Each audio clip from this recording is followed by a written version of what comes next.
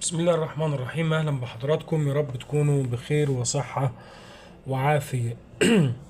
ما هو المكمل الغذائي الهام لمرضى الكوليسترول والدهون الثلاثية؟ في هذه الدقائق أو هذه اللحظات إن شاء الله تعالى هنقول على المكمل الغذائي اللي هو مهم للناس اللي بتستخدم أدوية خفض الكوليسترول الضار، ومن مجموعة الستاتينات، يقال عليه الاستاتينات زي الكريستور، الإيفارين، أتورليب، الأتورفا. كل هذه الأدوية بأسمائها التجارية المختلفة. طبعا باختيار المكمل الغذائي الصحيح انت بتوفر فلوسك، وايضا بتستفيد صحيا لما تختار المكمل الغذائي المطلوب بالفعل. يعني انا عايز اغلب الناس بتوقع في الخطأ بتاع ده مكمل غذائي، يعني بيحس كده ده هيديله نشاط تمام وبس، لكن قد يكون مش مفيد بالنسبة ليك، او قد يكون انت محتاج مكمل غذائي غير بهارتك الالوان بتاعت العلبة بتاعته. تمام.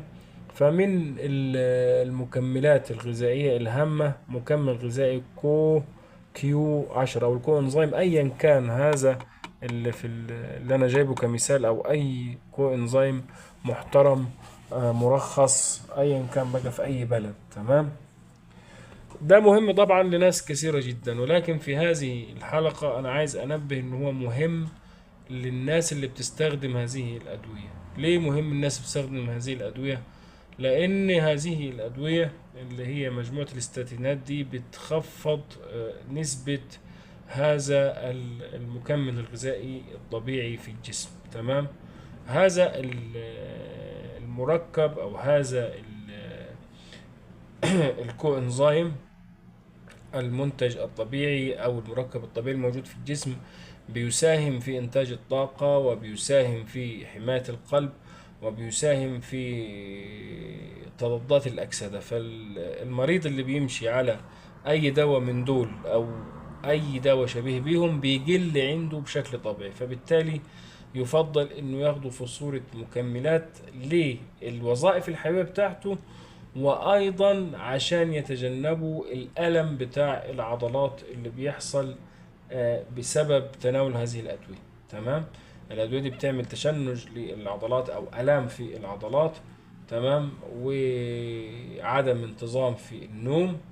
اعتقد ايضا ناتج من الالام بتاعت العضلات اللي ناتجه اصلا عن ان هذا المركب او هذا المنتج الشكل الطبيعي بتاعه في الجسم قلت القيمة بتاعته. ده بالبلدي وده بالشكل باختصار. فيجب ان الشخص او يفضل ان الشخص يأخذ هذا المنتج عشان يعوض نقص الكيو انزيم اللي سببته هذه الأدوية من مجموعة الاستاتينات، أيا كان كل هذه الأدوية اللي أمامكم كمثال، وأيضا هذا كمثال. تحياتي لكم ودمتم بخير، والسلام عليكم ورحمة الله وبركاته.